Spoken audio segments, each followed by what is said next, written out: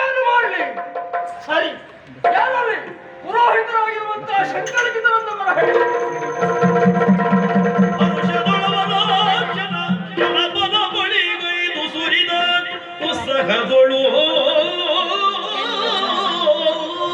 ಸ್ವಾಮಿ, ಕೃಷ್ಣ ದರ್ಶನವನ್ನೇ ಉದ್ದೇಶವಾಗಿಸಿಕೊಂಡು ಯುದ್ಧಕ್ಕೆ ಅಣಿಯಾದವರು ನಾವು. ತಪ್ಪಿದರು ಅಂತಾದ್ರೆ ತಪ್ಪ ತೈಲ ಕಟಾಹಕ್ಕೆ ಶಿಕ್ಷೆ. ಹೀಗಾಗಲೇ ಡೊಂಗುರವನ್ನು ಹೊರಿಸಿ ಆಗಿದೆ. ಏನು ಮಾಡೋಣ? ನನ್ನ ಮಗನಾಗಿರುವಂತಹ ಸುಧರ್ಮನೇ ತಪ್ಪಿತಸ್ಥರ ಸ್ಥಾನದಲ್ಲಿ ನಿಂತಿದ್ದಾನೆ. ಏನು ಮಾಡಬೇಕು ಎನ್ನುವುದೇ ಗೊತ್ತಾಗ್ತಾ ಇಲ್ಲ. ರಾಜಧರ್ಮ ಗೊತ್ತುಂಟ ನನಗೆ. ದಮ ಕ್ಷಮ್ಯಂ ಕ್ಷಮಾ ಧರ್ಮ ಧೃತಿ ಧೀರ್ವಿದ್ಯ ಸತ್ಯ ಮಾಡುವುದು ದಶಕಂ ಧರ್ಮ ಲಕ್ಷಣಂ. ಇದು ರಾಜನ ನಾವು ಅನುಸರಿಸಬೇಕಾದ್ರೆ ಸತ್ಯ. ಈಗ ಇಲ್ಲಿ ತಪ್ಪಿದ್ರೆ ಪ್ರಜೆ ಅಂತಲ್ಲ ಮಜ ಆದ್ರೂ ಬಂತು. ಕಾರ್ಯದಲ್ಲಿ ನಾನು ಹಿಮ್ಮುಖನಾದ ಎನ್ನುವುದನ್ನು ತಿಳಿದಂತ ತಂದೆಯವರು ಕುದಿಯುತ್ತಿರುವಂತ ತತ್ತ ತೈಲದಲ್ಲಿ ನನ್ನನ್ನು ನೂಕಿದ್ರು ಸಹ ಕುದಿಯುವಂತ ತೈಲ ನನ್ನ ಪಾಲಿಗೆ ತಣ್ಣೀರಿನ ಅನುಭವವನ್ನು ನೀಡುತ್ತದೆ ಅಂತಾದ್ರೆ ಸುಧನ್ವರ ಅಣಕ್ಷೇತ್ರಕ್ಕೆ ಬರಬೇಕೆನ್ನುವುದು ಹರಿಯ ಸಂಕಲ್ಪ ಅಂತಾಯಿತು. ಹೋಗಬೇಕು ಅಂತಾದ್ರೆ ನಮ್ಮ ಸಿದ್ಧತೆ ಸುತ್ತ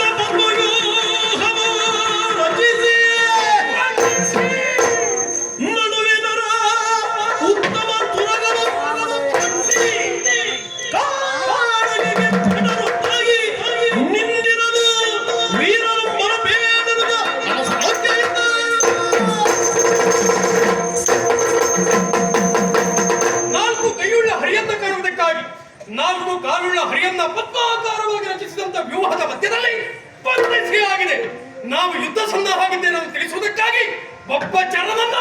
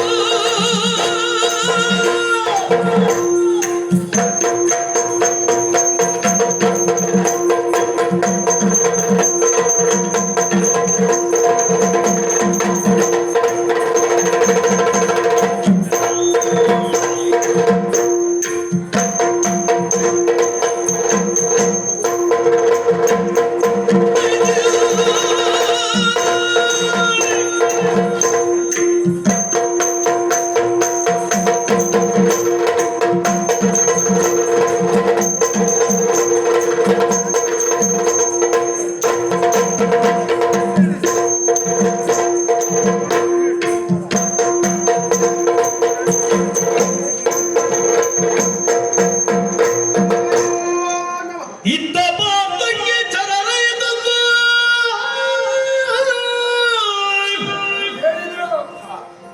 ನುಡಿದರಿ ಬಂದಾಂದವು ಬಳಿಕ ಪ್ರದ್ಯುಮ್ನನಂ ಕರೆದು ಮತ್ತೆ ಬಂದುದು ವಿಘ್ನ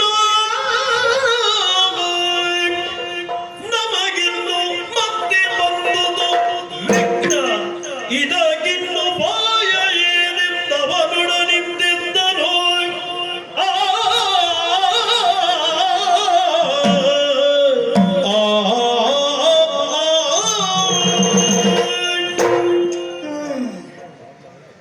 ಪ್ರದ್ಯುಮ್ನ ಮಾವ ವೃಷಕ್ಕೆ ಆಯ್ತು ಚಿಕ್ಕಪ್ಪ ಈಗಾಗಲೇ ದೂತರೊಬ್ಬ ಓಡೋಡಿ ಬಂದು ಸ್ಪಷ್ಟವಾಗಿ ಹೇಳಿದ್ದಾನೆ. ಪದ್ಮ ವ್ಯೂಹವನ್ನು ರಚಿಸಿ ಹುಡುಗ ಸುಧನ್ವ ಎನ್ನುವ ಸೇನಾ ನೇತೃತ್ವವನ್ನು ವಹಿಸಿ ನಾವು ಪೂಜಿಸಿ ಬಿಟ್ಟಂತಹ ತುರಗವನ್ನು ಮಧ್ಯೆ ಬಂಧಿಸಿ ಪರಾಕ್ರಮ ಇದ್ರೆ ಕಾಳಗದಲ್ಲಿ ಪರಾಭವಗೊಳಿಸಿ ನಾವು ಕಟ್ಟಿರುವಂತಹ ಕುದುರೆಯನ್ನು ಬಿಡಿಸಿಕೊಂಡು ಹೋಗಬೇಕು. ಪರ್ಯಾಯವಾಗಿ ನಮಗೆ ಯುದ್ಧಕ್ಕೆ ಪಂಥಾವಾದ ಈಗ ಯೋಚಿಸ್ತಾ ಇದ್ದೇನೆ. ಮತ್ತೆ ಬಂದುದು ವಿಘ್ನ. ಇಲ್ಲಿಯವರೆಗೆ ಅಶ್ವಮೇಧ ತುರಗವನ್ನು ಬೆಂಬತ್ತಿ ಅನೇಕ ದೇಶಗಳನ್ನೆಲ್ಲ ಪ್ರವೇಶ ಮಾಡಿ ಧುರವನ್ನು ಕೊಟ್ಟು ವಿಜಯವನ್ನ ಸಾಧಿಸಿ ಕಪ್ಪಗಾಣಿಕೆಯನ್ನು ಪಡೆದು ಬಂದವರಿದ್ದೇವೆ. ಯುದ್ಧಕ್ಕೆ ಆಹ್ವಾನ ಕೊಟ್ಟವರು ಇದ್ದಾರೆ. ಆದರೆ ಅದೊಂದು ವಿಘ್ನಪ್ರಾಯವಾಗಿ ಪರಿಣಮಿಸಿದ್ದೇ ಇಲ್ಲ. ಇದ್ದಕ್ಕಿದ್ದ ಹಾಗೆ ನಮ್ಮ ಕುದುರೆ ಕಲ್ಲೊಂದರ ಮೇಲೆ ಕಾಲನ್ನಿಟ್ಟಾಗ ಸ್ತಂಭೀಭೂತವಾಗಿ ಹೋಯಿತು. ಆವಾಗಲೂ ಅದೊಂದು ವಿಘ್ನ ಅಂತ ನಾವು ಭಾವಿಸಿದವರಲ್ಲ. ಸೌಬರಿ ಮಹರ್ಷಿಗಳ ಅನುಗ್ರಹದಿಂದ ನಿರಾಯಾಸವಾಗಿ ನಿರಾತಂಕವಾಗಿ ಕುದುರೆಯನ್ನು ಬಿಡಿಸಿದ್ದು ಆಯಿತು. ಕಲ್ಲಾಗಿ ಬಿದ್ದಿರುವಂತಹ ಚಂಡಿಕೆಯನ್ನು ಉದ್ಧರಿಸಿ ಬಲ ಸಹಿತ ನಡೆತಂದಿದ್ದು ಆಯಿತು. ನಮ್ಮ ಕುದುರೆ ಒಮ್ಮೆ ಮಾಯವಾಗಿ ಹೋಯಿತು. ಅನುಸಾರ್ವ ಎನ್ನುವ ಮಾಯದಿಂದ ಕುದುರೆಯನ್ನು ಅಪಹರಿಸಿದ. ಆವಾಗಲೂ ವಿಘ್ನವಂತಲ್ಲ ಅಂತ ನಾನು ಉದ್ಗರಿಸಿದ್ದಿಲ್ಲ. ಆದ್ರೆ ಈಗ ಯಾಕೆ ಒಳ್ಳೆಯ ಕೆಲಸಕ್ಕೆ ವಿಘ್ನಗಳು ಹೆಚ್ಚು ಅಂತ ರೂಢಿಯಲ್ಲಿ ಒಂದು ಮಾತುಂಟು. ವಿಘ್ನ ಬರಲಿಲ್ಲ ಅಂತಾದ್ರೆ ಅದು ಒಳ್ಳೆಯ ಕೆಲಸ ಅಲ್ಲ ಅಂತ ಲೆಕ್ಕ. ವಿಘ್ನ ಪುನಃ ಪುನಃ ಬರ್ತದೆ ಅಂತಾದ್ರೆ ಅದೇ ಒಳ್ಳೆಯ ಕೆಲಸ ಎನ್ನುವುದಕ್ಕೆ ಬೇರೆ ಸಾಕ್ಷಿ ಆಧಾರಗಳು ಬೇಡ. ಈಗ ವಿಘ್ನ ಯಾಕೆ? ಉಳಿದವರೆಲ್ಲ ಯುದ್ಧಕ್ಕೆ ಆಹ್ವಾನ ಕೊಟ್ಟಾಗ ನಾನು ಮುಂದಾಗಿ ಹೋದವನು, ಧುರವನ್ನು ಕೊಟ್ಟವನು. ಧುರವನ್ನು ವಿಘ್ನ ಅಂತ ಭಾವಿಸಿದವರೇ ಅಲ್ಲ ನಾನು. ಅಗಲಿ ಹೋದ ಗಂಡ ಮರಳಿ ಮನೆಗೆ ಬಂದರೆ ಹೆಂಡತಿಗೆ ಎಷ್ಟು ಸಂತೋಷವಾಗ್ತದೆ. ಹಸಿದ ಹಸುವಿಗೆ ಹಸಿರು ಹುಲ್ಲನ್ನ ಕಂಡಾಗ ಎಷ್ಟು ಸಂತೋಷವಾಗ್ತದೆ. ಸೋಹಂ ಕೃಷ್ಣ ರಣೋತ್ಸವ, ನನಗೆ ಯುದ್ಧ ಎನ್ನುವುದು ಉತ್ಸಾಹದ ವಿಷಯ ಅಂತ ಒಂದು ಸಂದರ್ಭದಲ್ಲಿ ಕೃಷ್ಣನಲ್ಲಿ ನಾನೇ ಪ್ರಕಟಿಸಿದವರು. ಹಾಗಾದ್ರೆ ಈಗ ವಿಗ್ರಹವಂತು ಅಂತ ಉದ್ಗಾರ ಯಾಕೆ? ಕುದುರೆಯನ್ನ ಕಟ್ಟಿ ಪಂಥಾವಾರವನ್ನ ಕೊಟ್ಟವ ಸುಧನವನೇ ಆದರೂ ಈ ರಾಜ್ಯದ ದೊರೆ ಕೌಸಧ್ವಜ ಭೂಪಾಲಕ ಇವರೆಲ್ಲವರು ವೀರ ವೈಷ್ಣವರು. ವೈಷ್ಣವರು ಅಂತಾದ್ರೆ ನಾವು ಬಿಟ್ಟ ಕುದುರೆಯನ್ನು ಗೌರವಿಸಿ ನಮ್ಮ ಅಶ್ವಮೇಧ ಯಾಗಕ್ಕೆ ಪೂರಕರಾಗಿ ಕಪ್ಪಗಾಣಿಕೆಯನ್ನು ಒಪ್ಪಿಸುತ್ತಾರೆ ನಮ್ಮ ನಿರೀಕ್ಷೆ ಆಗಿತ್ತು. ಆದ್ರೆ ಹುಸಿಯಾಗಿಯೇ ಹೋಯ್ತಲ್ಲ. ಕೌಸಧ್ವಜ ಭೂಪಾಲಕ ಕುದುರೆಯನ್ನು ಕಟ್ಟಿದ, ಹುಡುಗ ಸುಧನ್ವನಿಗೆ ಸೇನಾಧಿಪತಿತ್ವವನ್ನು ಕಟ್ಟಿದ, ಹುಡುಗ ತುರಗವನ್ನು ಪದ್ಮವ್ಯೂಹದಲ್ಲಿ ಬಂಧಿಸಿದ. ಇದು ವಿಘ್ನ ಆದದ್ದು ಹೌದು. ಬರುವಾಗ ನಮ್ಮ ಅಣ್ಣ ಆಡಿರುವಂತಹ ಒಂದು ಕಿವಿ ಮಾತು, ಯುದ್ಧ ಎನ್ನುವುದು ಅನಿವಾರ್ಯ ಹೌದು, ಹರಿಭಕ್ತರಲ್ಲಿ ಕಾಳಗವನ್ನ ಕೊಡಬೇಡ. ಇದೇ ನಮಗೆ ವಿಘ್ನಪ್ರಾಯವಾಗಿ ಪರಿಣಮಿಸಿದೆ. ಈಗ ಕುದುರೆಯನ್ನು ಕಟ್ಟಿದವರೇ ಹರಿಭಕ್ತರು. ಯುದ್ಧ ಮಾಡದೇ ಇದ್ರೆ ಕುದುರೆಯನ್ನು ಬಿಡಿಸಿಕೊಂಡು ಹೋಗುವುದಕ್ಕಾಗುವುದಿಲ್ಲ. ಕುದುರೆಯನ್ನು ಬಿಡಿಸಿಕೊಂಡು ಹೋಗದೇ ಇದ್ರೆ ಅಶ್ವಮೇಧ ಅವಘಾತವನ್ನು ಕಾಣುವುದಿಲ್ಲ. ಕುದುರೆಯನ್ನು ಬಿಡಿಸಿಕೊಂಡೇ ಹೋಗಲೇಬೇಕು ಅಂತಾದ್ರೆ ಅನಿವಾರ್ಯವಾಗಿ ಯುದ್ಧವನ್ನು ಮಾಡಲೇಬೇಕು. ಅಣ್ಣ ಆಡಿದ ಮಾತು ನನ್ನ ಕಿವಿ ಬರ್ತದೆ. ಹರಿ ಭಕ್ತರಲ್ಲಿ ಕಾಳಗವನ್ನ ಕೊಡಬೇಡ, ಇದು ವಿಘ್ನವಾಗಿದೆ ನಮಗೆ. ನಮ್ದೇನು ಉಪಾಯ? ಛೇ, ಅರ್ಥವೇ ಆಗುವುದಿಲ್ಲ. ಏನು ಮಾಡ್ಲಿ? ಇಂದು ಕುಲಜ ಲಾಲಿಸಯ್ಯ ನಿನಗೆ ಚಿತ್ತ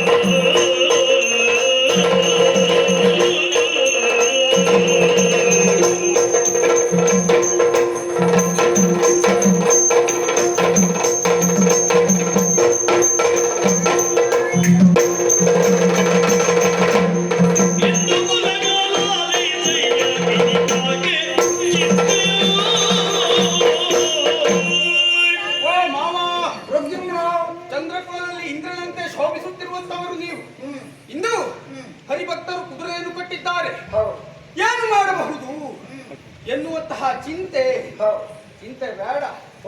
ಯಾಕೆ ನಿಮ್ಮನ್ನು ಕಳುಹಿಸುವಂತಹ ಸಂದರ್ಭದಲ್ಲಿ ನನ್ನ ತಂದೆಯಾಗಿರುವಂತಹ ಕೃಷ್ಣ ಪರಮಾತ್ಮ ನನ್ನನ್ನು ಪಟ್ಟಿದ್ದಾನೆ ಇಲ್ಲಿಗೆ. ಯಾಕೆ? ಯಜ್ಞಾಶ್ವದ ರಕ್ಷಣೆಗೆ.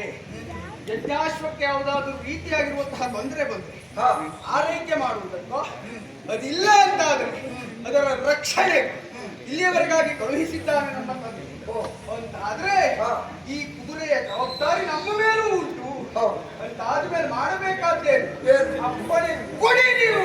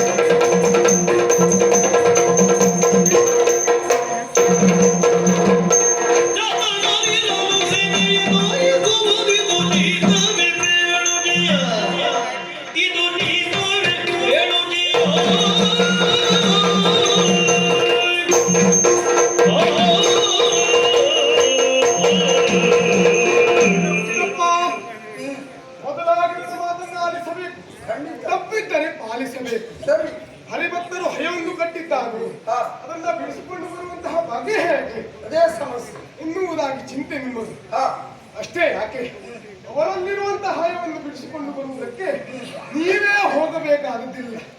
ಕಾರಣ ಉಂಟು. ಚಿಗುರು ಎಲೆಯನ್ನು ಚಿಗುಡುವುದಕ್ಕಾಗಿ ಯಾರಾದ್ರೂ ಕೊನೆಯನ್ನು ಬಳಸ್ತಾರ? ಇಲ್ಲವೇ ಅಲ್ಲ. ಒಂದು ಮಡಿಕೆಯನ್ನು ಹೊಡೆಯುವುದಕ್ಕಾಗಿ ಅಡಿಕೆ ಮರ ಬಳಸ್ತಾರ? ಇಲ್ಲವೇ ಒಂದು ಬಡಿಗೆ ಸಾಕಾಗ, ಒಂದು ಅಡಿಕೆ ಸಾಕು. ಹಾಗೆ ಗೋವಿನ ಪಾದದ ಅಳತೆಯಷ್ಟು ಜಲವನ್ನು ದಾಟುವುದಕ್ಕಾಗಿ ಹರಿಗೋಲನ್ನು ಬಳಸ್ತಾರ? ಹಾಗಾಗಿ ನೀವು ಹೋಗಬೇಕಾದದ್ದಿಲ್ಲ.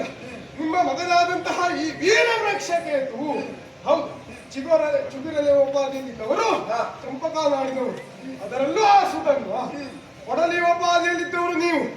ಹಾಗಾಗಿ ಹೇಳ್ತಾ ಇದ್ದೆ, ನೀವೇ ಅಲ್ಲಿಗೆ ಹೋಗಬೇಕಾದಿಲ್ಲ. ನನಗೆ ಅಪ್ಪಣೆ ಕೊಡಿ.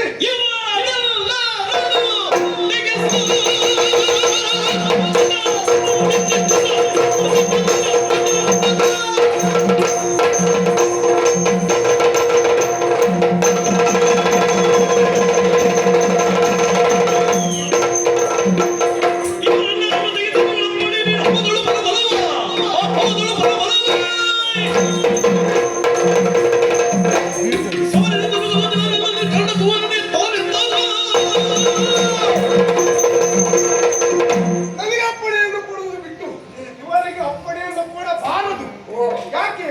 ಬರೀದೇ ಸೇನೆಯನ್ನು ನೋಯಿಸುವಂತ ಅವಶ್ಯಕತೆ ಇಲ್ಲ. ಕೊಡಿ ಅಪ್ಪಣೆಯನ್ನ, ನಾನು ಬಿಡಿಸ್ಕೊಂಡು ಬರ್ತೇನೆ. ಹೋಗಿ ಬನ್ನಿ ಶುಭ.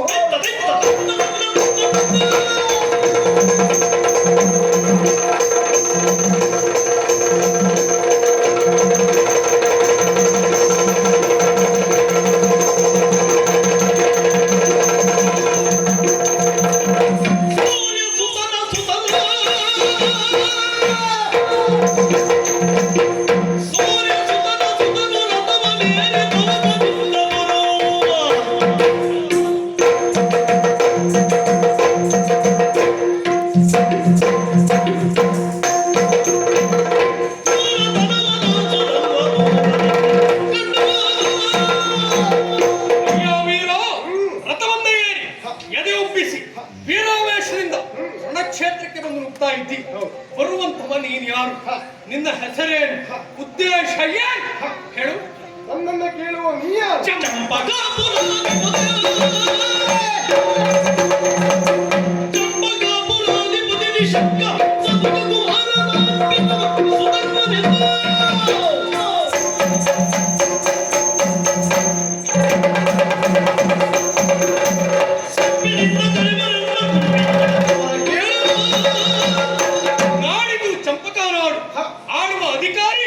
ಹಂಸಧ್ವಜ ಭೂಪಾಲ ಅವರ ಮಗನಾನು ಸುಧನ್ವ.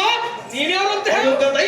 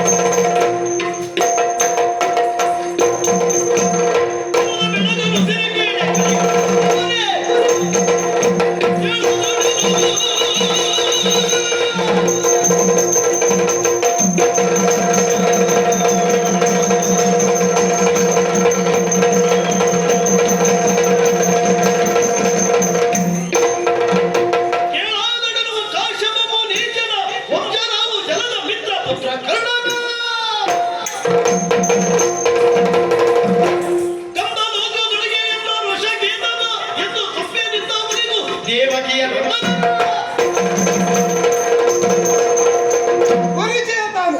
ಕಶ್ಯಪನಿಂದ ಸೂರ್ಯ ಪುತ್ರ ಕರ್ಣನ ಮಗವೇ ನಾನು, ವೀರ ವೃಷಕೇತು ಎಂಬುದಾಗಿ ಬರುವುದಕ್ಕೆ ಕಾರಣ ಉಂಟು. ಏನು ಕಾರಣ? ನಮ್ಮದಾದಂತಹ ಹಯವನ್ನು ಬಂಧಿಸಿದವ ನೀನು. ಖಂಡಿತ ಒಳ್ಳೆಯ ರೀತಿಯಲ್ಲಿ ಹಯವನ್ನು ಕೊಪ್ಪ ಕಾಣಿಕೆಯನ್ನು ಸಲ್ಲಿಸಿದರೆ ಒಳಿತು. ಇಲ್ಲ ಅಂತಾದ್ರೆ ನೇರ ಸುಮ್ಮನೆ ಬಿಡುವುದಕ್ಕೆ ತಕ್ಕ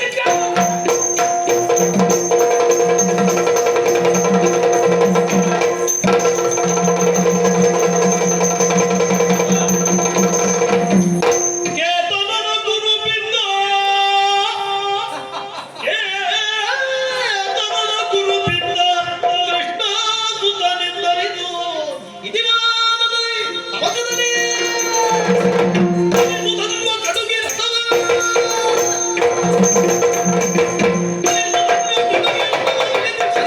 ಹೋಗುತ್ತಿದ್ದ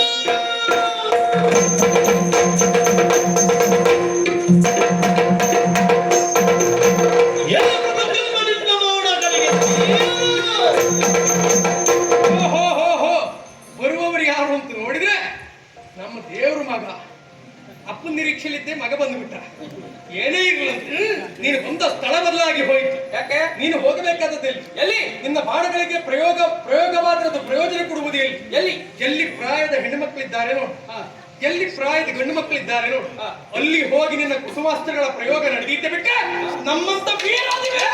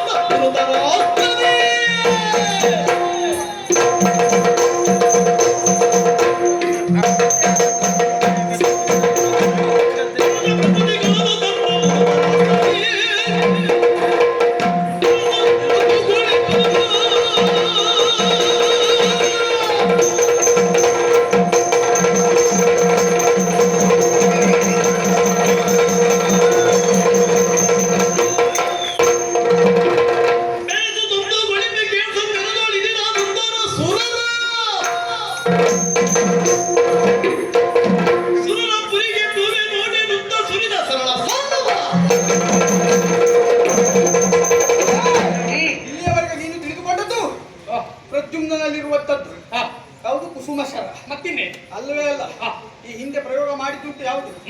ಮಾರಕಾಸ್ತ್ರ. ಪೂರಕಾಸ್ತ್ರ ಉಂಟೆ ಉಂಟು, ಮಾರಕಾಸ್ತ್ರ ಉಂಟು. ಎಲ್ಲಿ ಎಲ್ಲಿ ಶಂಬರಾಸುರನಲ್ಲಿ ನಡೆದಂತಹ ಯುದ್ಧದಲ್ಲಿ ಬಳಸಿದವ ನಾನು, ಅವನನ್ನು ಕೊಂದವ ನಾನು. ಇನ್ನೂ ಕೇಳ್ತೀಯ? ಏನು ಲೋಕ ಕಲ್ಯಾಣಾರ್ಥವಾಗಿ ಕುಸುಮಶರಗಳನ್ನು ಪ್ರಯೋಗಿಸಿದೆ. ಎಲ್ಲಿ? ಹರಗಿರಿಜೆಯರ ಕಲ್ಯಾಣೋತ್ಸವದಲ್ಲಿ ಸಂದರ್ಭದಲ್ಲಿ ಅನಂಗನಾದೆ, ಜೊತೆಗೆ ಮೃಡತಪ್ಪ ಹಾರಿಯಾದೆ. ಇಷ್ಟನ್ನು ಹೇಳುವವ ನೀನು, ನಿನ್ನ ಸಾಧನೆ ನನ್ನ ಮುಂದೆ ಹಾಕಿಲ್ಲ. ನಡೆಯೋ ಅದನ್ನೆಲ್ಲ ತೋರಿಸುವುದಕ್ಕೆ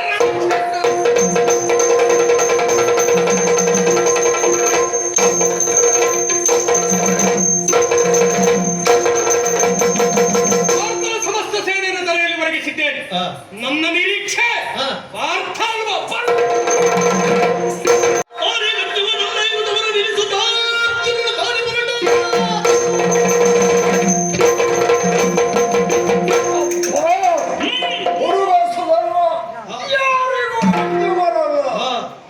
ನಡೆದ ಕದನ ಕೋಲಾಹಲದಿಂದ ಅರ್ಥವಾಯಿತು.